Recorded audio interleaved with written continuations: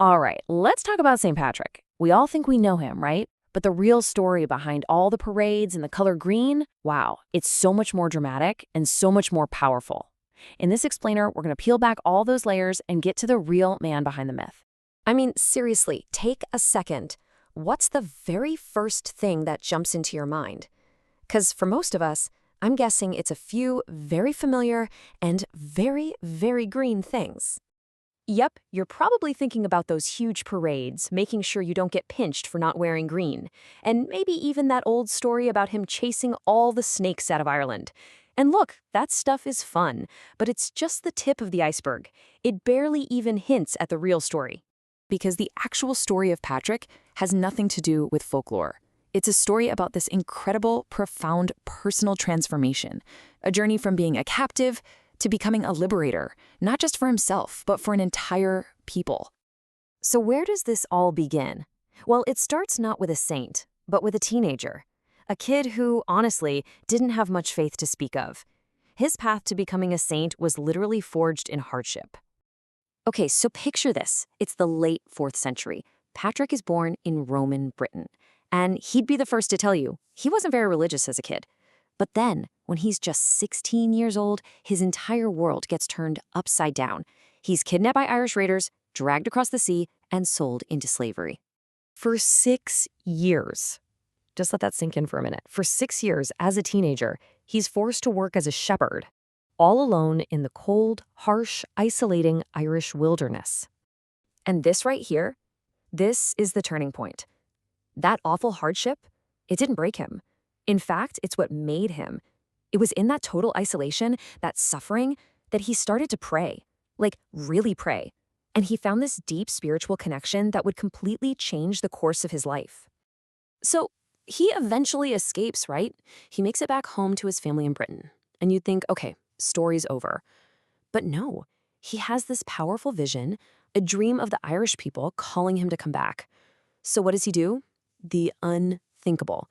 He chooses to return to the very place he was held captive. I mean, can you imagine that kind of radical forgiveness? So the big question is, how on earth did one guy manage to introduce a whole new faith to an entire island? Well, here's the key.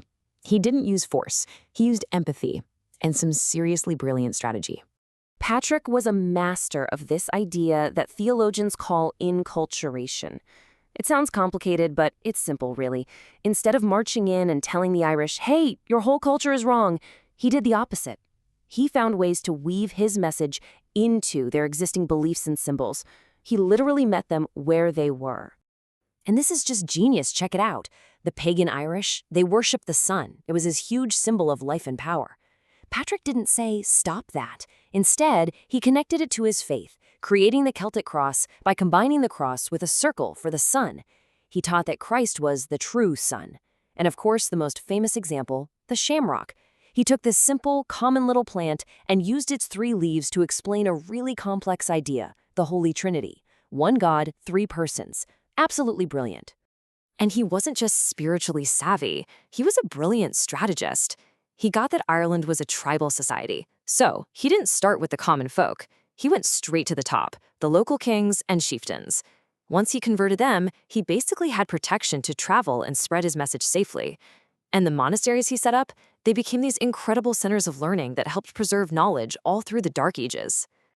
Okay, so this isn't just some dusty old history lesson. Patrick's life is actually a powerful blueprint for all of us, for how to live with purpose, especially when things get tough.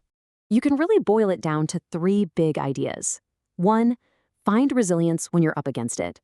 2, show courage even when you're swimming against the current.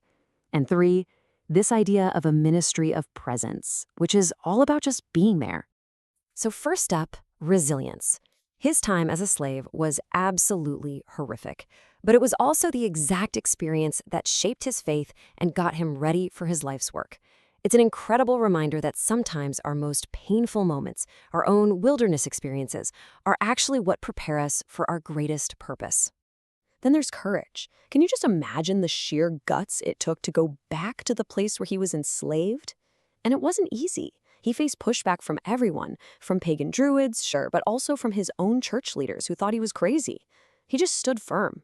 And that brings us to the third point, presence. Patrick didn't just shout his message from a safe distance. No way. He lived with the Irish people, he learned their language, he respected their customs, he built real relationships. And that shows us that true, lasting change comes from empathy and connection, not from judging people from a mile away.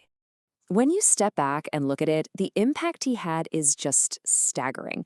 Think about it. One person, a former slave, fueled by faith and forgiveness, basically lit a spiritual fire that changed everything. He's credited with transforming this fierce warrior culture into a society so famous for its learning and faith that it became known as the land of saints and scholars. Now that's a legacy. So next St. Patrick's Day, when you see all the green and the shamrocks, maybe you'll think about the real story behind it all. The story of a man who went through the absolute worst and found his true purpose on the other side. And it kind of leaves you with a big question to chew on, right? What if the biggest challenges we face in our own lives are actually our greatest callings, just in disguise?